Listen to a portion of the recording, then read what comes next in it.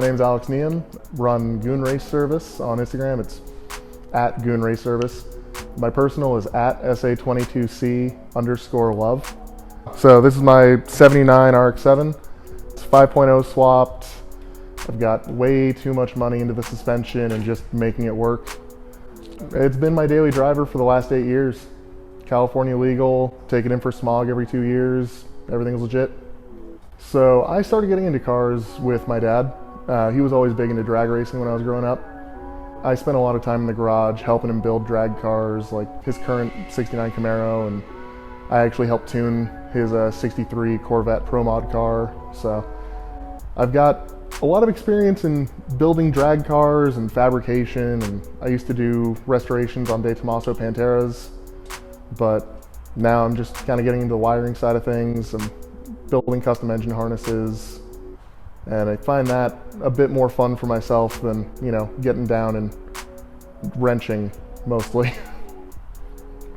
Front suspension wise, I'm running FC coilovers and spindles with MAZDA 626 sedan ball joints on the factory 79 RX-7 arms.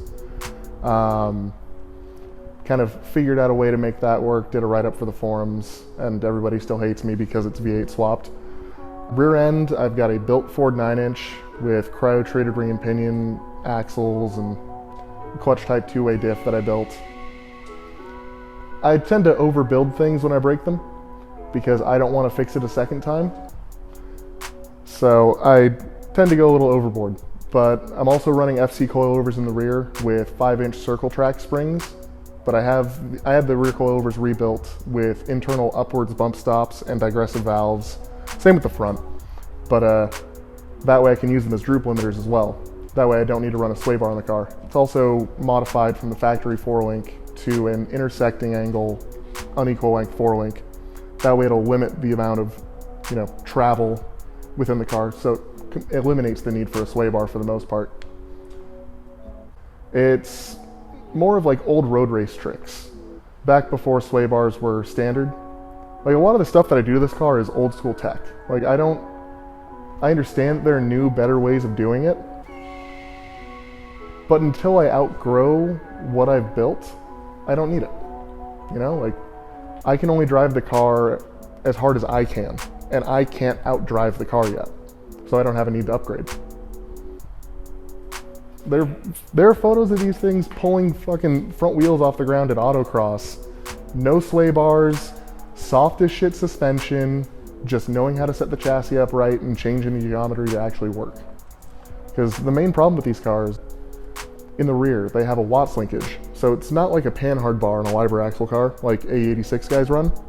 It's technically a 6-link rear suspension. So you've got your upper and lower links, and then you have 2 cross links going to an arm that pivots on the pumpkin of the differential.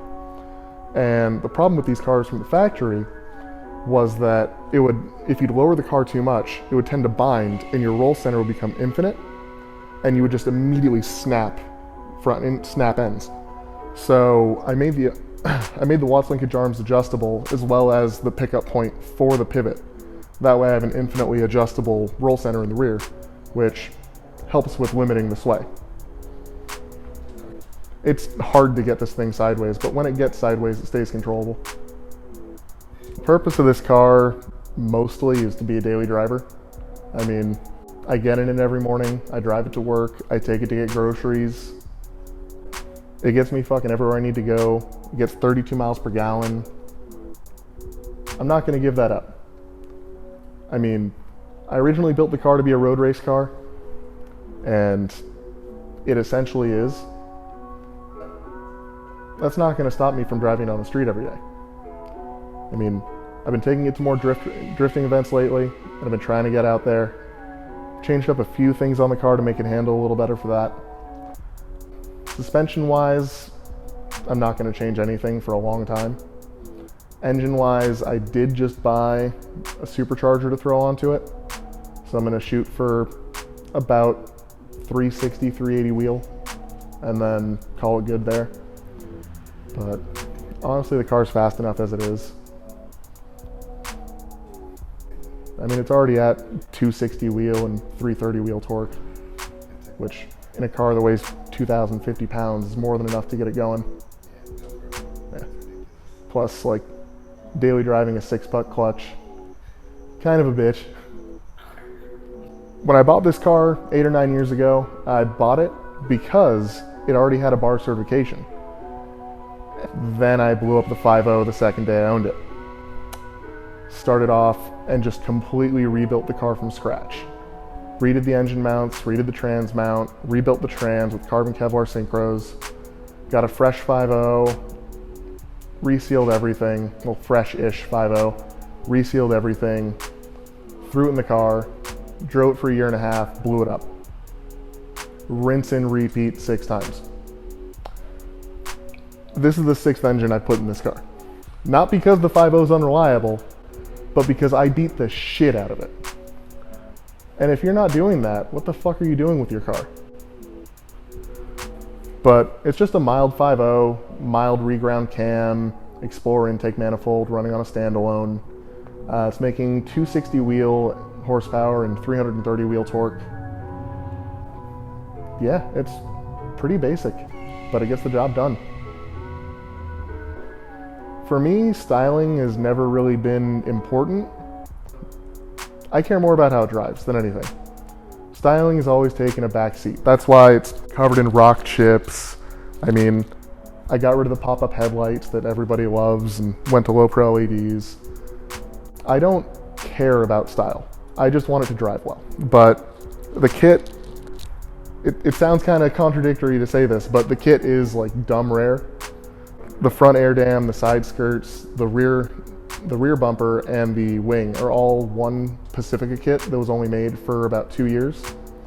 After that, they started making small changes. This wing they only made for like 6 months before they went to a really dumb style that cut off where it mounts on the chassis, shortened it to like the back of the hatch. As you can see, I beat the shit out of it, and I don't care if I break it, because if I break it, just fix it again. I don't care about paint. I don't care about panels not fitting right. I mean, if it drives and I can beat the shit out of it every day, I'm happy.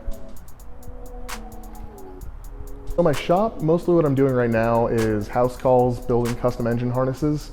I'm also installing and tuning ECUs, priced pretty competitively. I'm also doing like general engine work that most people can't do or don't have the time to do. So like timing belts, timing chains, rebuilding engines, installing cams, honestly anything the engine really needs. Custom harnesses are more of my specialty. California car culture is one of the most cancerous fucking things.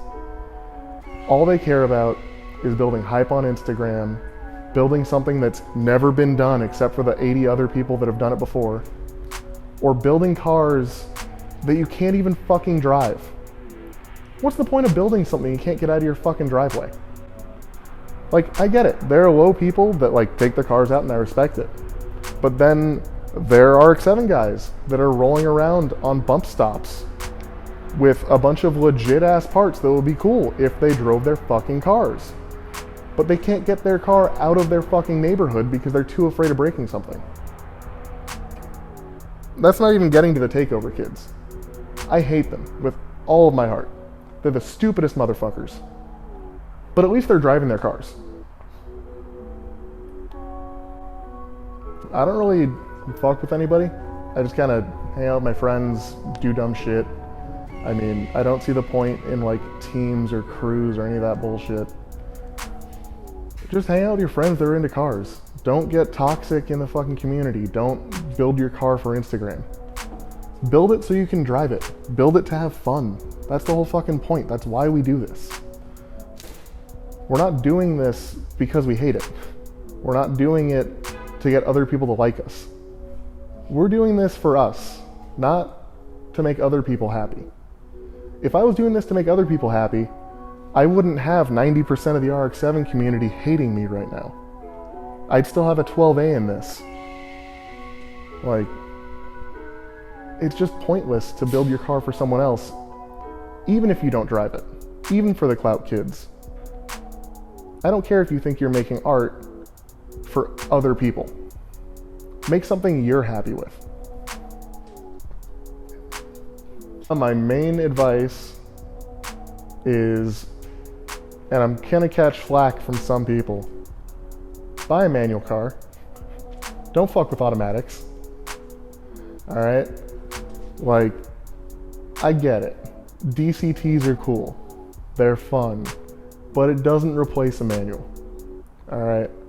And if you got a slush box automatic, you're even fucking worse off. It doesn't matter what chassis you build. I mean, I fuck with Hondas. I fuck with Nissans. My heart's in this. Like, I love all American cars. That's what I grew up working on. Anything you got, if it has potential, build it. I've seen fucking Festivas on GMR that would dust this fucking thing downhill. So, whatever you have, if you have the know-how, even if you don't have the know-how, learn. Just fucking start learning. That's all it is. Double check your work, make sure all your shit's tight, make sure you're not gonna drop a fucking control arm on the freeway and cause a crash. That's about it. Wherever you're at right now, it doesn't matter as long as you just start learning. Doesn't matter if your first mod's a cold air intake. It gets you started. That's where I fucking started. My first Civic. I just threw a cold air intake on it, took it up to the canyons, and beat the shit out of it until I blew the engine up. Just drive your fucking car.